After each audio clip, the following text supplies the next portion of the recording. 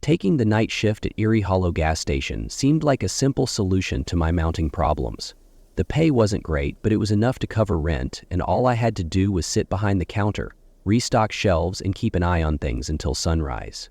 The station itself was old, sitting on a stretch of highway so quiet it felt like the middle of nowhere. The lights above the pumps flickered constantly, casting strange shadows across the cracked pavement. It wasn't exactly welcoming, but I didn't need it to be. I needed the paycheck. When the manager handed me the employee manual, I thought it was a joke at first. It wasn't thick, just a single, dog-eared sheet of paper with rules scrawled in bold red ink.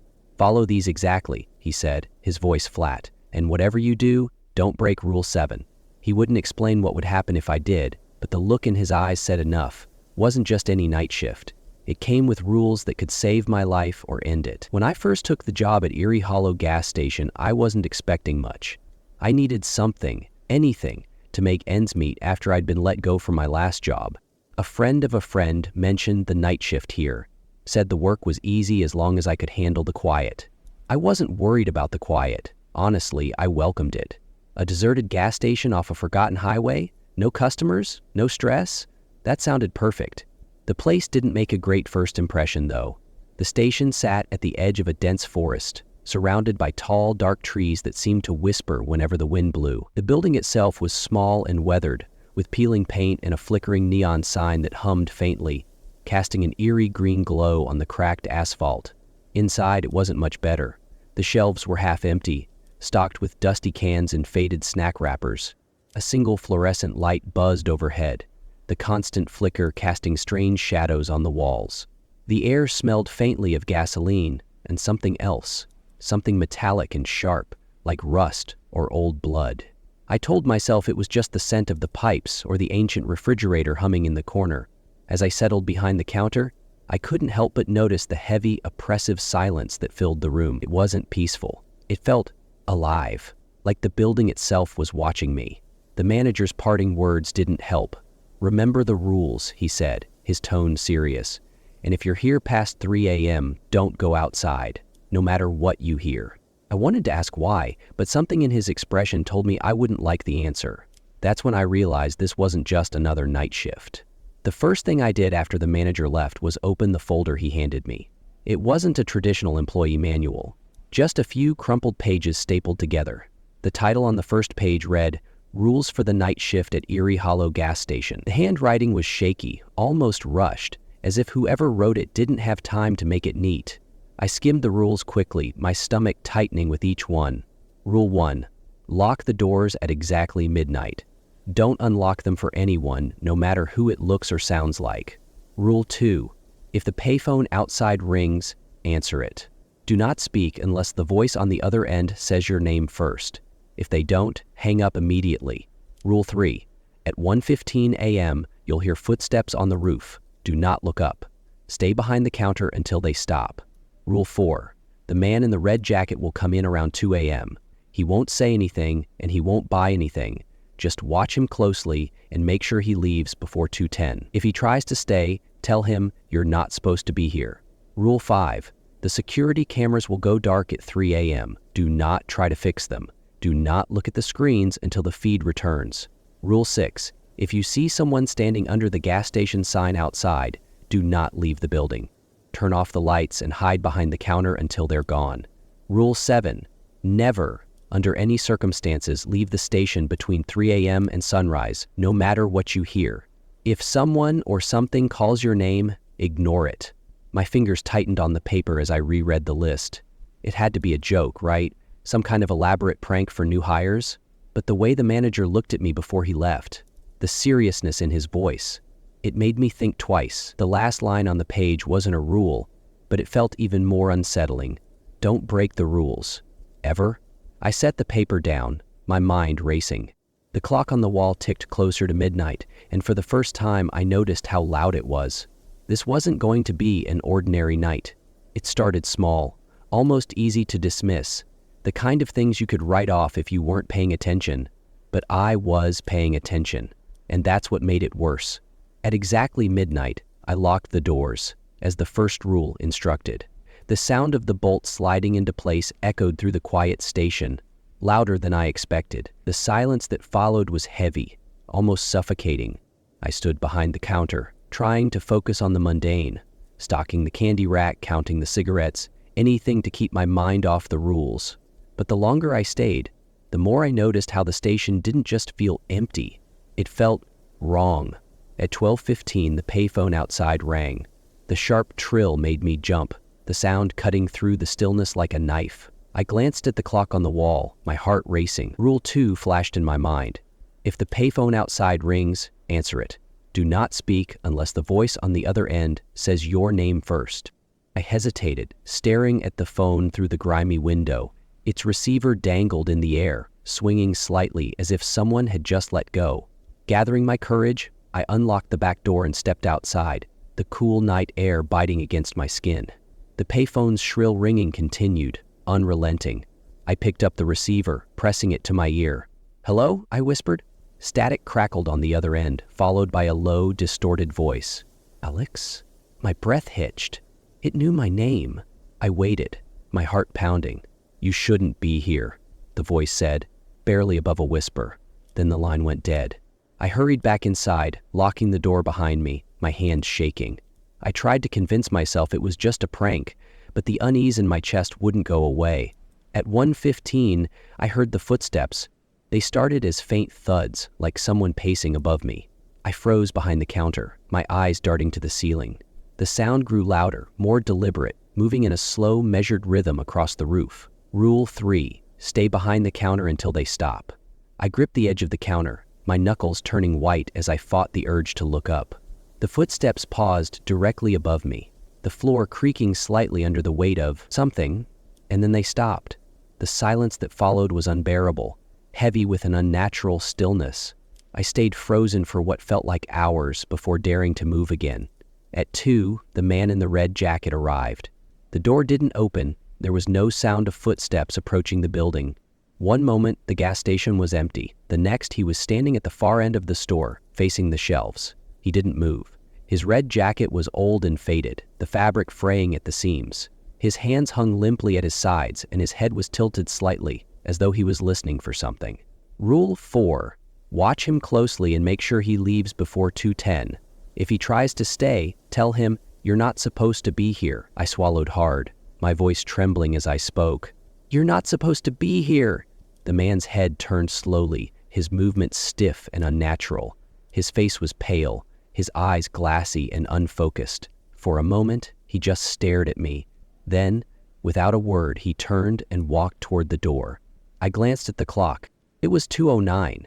The door didn't open. He didn't leave through it. He was just gone. By the time 3 rolled around, I was already on edge. But when the security cameras went dark, my unease turned to panic. The screens flickered once, then went completely black. I stared at them, my mind racing. Rule 5, do not try to fix them. Do not look at the screens until the feed returns. But I couldn't just sit there. The urge to check the cameras was overwhelming. My hand hovered over the keyboard, hesitation battling curiosity. Before I could act, the screens flickered back on. One of the cameras showed the gas station sign outside. There was someone standing under it. The figure under the gas station sign didn't move. I stared at the screen, my heart pounding in my chest. They stood completely still, their silhouette barely visible in the flickering light of the neon sign. Rule 6. If you see someone standing under the gas station sign outside, do not leave the building. Turn off the lights and hide behind the counter until they're gone. I reached for the light switch, my hands trembling. The fluorescent bulbs overhead buzzed faintly before plunging the store into darkness. I crouched behind the counter, the faint glow of the monitors casting shadows across the walls. The figure remained under the sign, their head tilted upward as if staring directly into the camera. Minutes passed like hours. My breath came in shallow gasps, each sound amplified in the oppressive silence. Then, I heard it. The door handle rattled. The rules didn't say anything about the door. I clutched the edge of the counter, my mind racing. The rattling grew louder, more frantic, until it stopped abruptly. A knock followed, slow and deliberate. Knock, knock, knock. I squeezed my eyes shut, willing the sound to go away, but it didn't. The knocking continued, each thud heavier than the last. And then, a voice. "Alex," it whispered, low and distorted. I froze. It knew my name. "You left the lights on," it said, its tone mocking, almost playful. I knew I hadn't, but a quick glance at the monitors made my stomach drop. The lights were back on, illuminating the empty aisles. Except they weren't empty. A shadow moved across the far end of the store, too quick to follow. I ducked lower, my pulse hammering in my ears. The knocking stopped, replaced by the sound of footsteps inside. They were slow, deliberate, each step echoing in the silent store. "Alex," the voice called again, softer now, as though it was right behind me. I turned my head slowly, my eyes scanning the dim space behind the counter. There was nothing there, but when I looked back at the monitors, the figure under the sign was gone. I couldn't stay behind the counter forever. Gripping the flashlight tightly, I stood and made my way toward the aisles, my footsteps cautious and silent. The store was empty, or at least it looked that way. The air felt heavier now, as though the walls were closing in. As I passed the shelves, something caught my eye. A book, small and leather-bound, sat on the counter near the register. It hadn't been there before. I hesitated, the rules flashing through my mind. There was nothing about books, nothing about things appearing out of nowhere.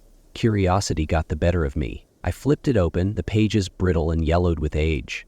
Most of the text was illegible, written in a language I didn't recognize. But one page stood out. The words were written in shaky handwriting, barely readable.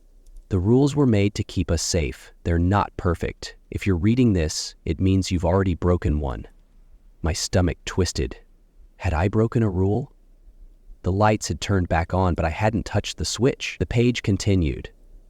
"They know when the rules are broken. They're always watching. The rules are the only thing standing between you and them." A sudden thud made me jump, the book slipping from my hands and falling to the floor. The sound came from the back of the store, near the storage room. The storage room door was ajar, a faint light spilling out into the aisle.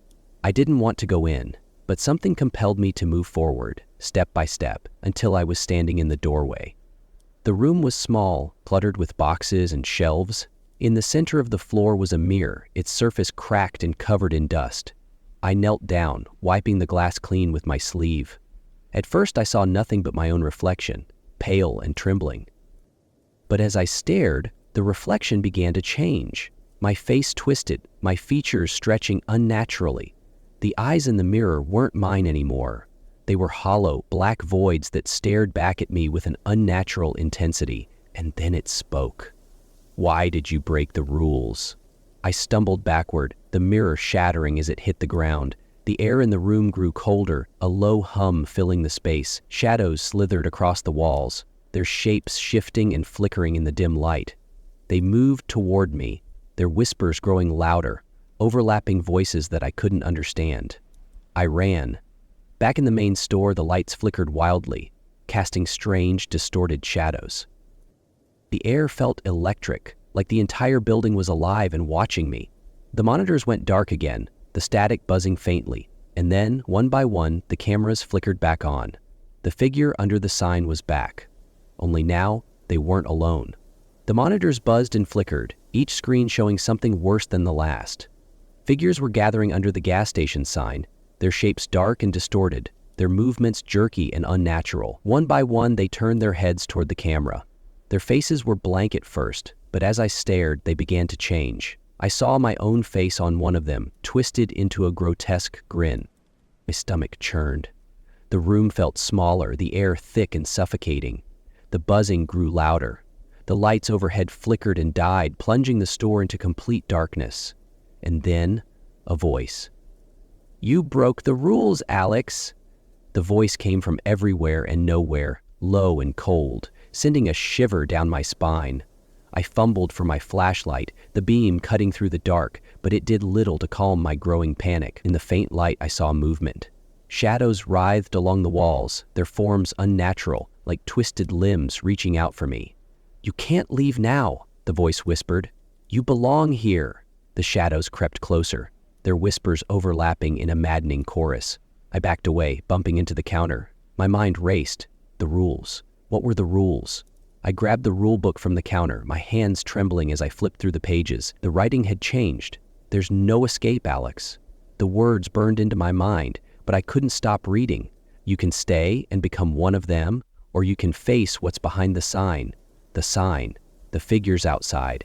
The thought of leaving the building made my skin crawl, but the shadows inside were closing in fast. I had to make a choice. The back door was closer. I bolted for it, my flashlight beam bouncing wildly as I ran. The shadows lunged, their distorted limbs reaching for me, but I pushed through the door and into the cold night air. The figures under the sign were waiting.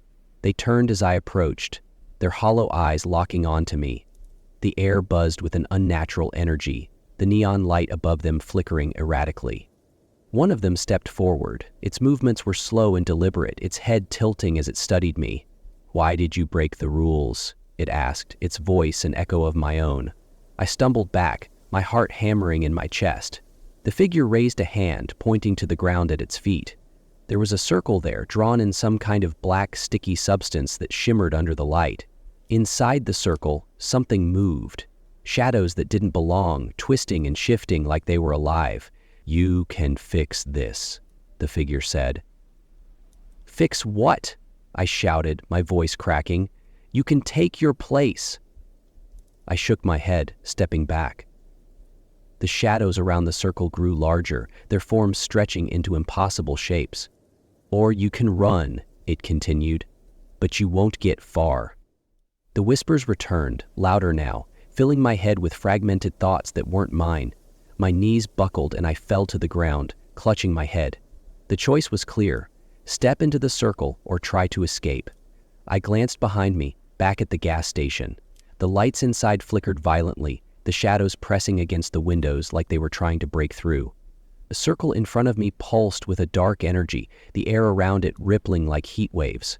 I had no idea what would happen if I stepped inside, but I knew what would happen if I didn't.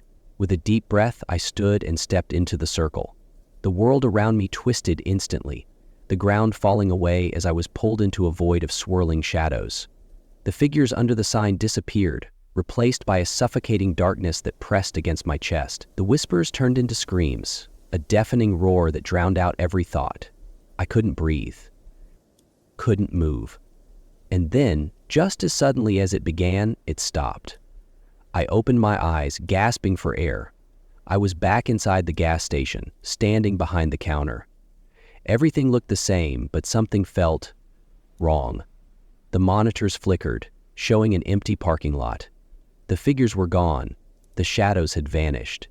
But when I looked at my reflection in the glass of the counter, it didn't move with me. It smiled. The gas station was silent now. The oppressive hum of the lights, the static of the monitors, even the creaks of the building, all gone. The air felt still, heavy with a strange calm that set my teeth on edge. I glanced at the monitors. The parking lot was empty, the sign above the pumps flickering faintly. Nothing moved. No figures, no shadows, just stillness. I should have felt relieved, but I didn't. Something wasn't right. I caught my reflection in the dark glass of the counter again, and my chest tightened. It didn't move when I did. My hand trembled as I reached up to touch my face. The reflection stayed perfectly still, its hollow eyes watching me with an eerie calm. Then, slowly, it smiled. I stumbled back, my heart racing. The reflection didn't follow. It just stood there, staring, its grin growing wider. The monitors flickered, drawing my attention. One by one, they switched to static, all except for one. It showed the parking lot again, but this time, someone was standing under the sign. It was me. I stared at the screen, my mind struggling to make sense of what I was seeing. The figure under the sign tilted its head, mirroring my movements. Then it raised a hand and pointed directly at the camera. The whispering started again, soft at first but growing louder with every passing second. The voices overlapped, their words indistinct but filled with urgency. I turned back to the reflection in the glass. It was closer now, though I hadn't moved. "Why are you still here?" it asked, its voice cold and empty. My words caught in my throat. "I don't understand. You made your choice," it said. "This is your place now." The realization hit me like a punch to the gut. The rules weren't there to keep me safe. They were there to keep me here. I looked at the monitors again. The figure under the sign began to walk toward the building, its movements slow and deliberate. The reflection in the glass tilted its head. That same eerie smile plastered across its face. "Welcome home, Alex," it said. The door handle rattled, and the lights went out.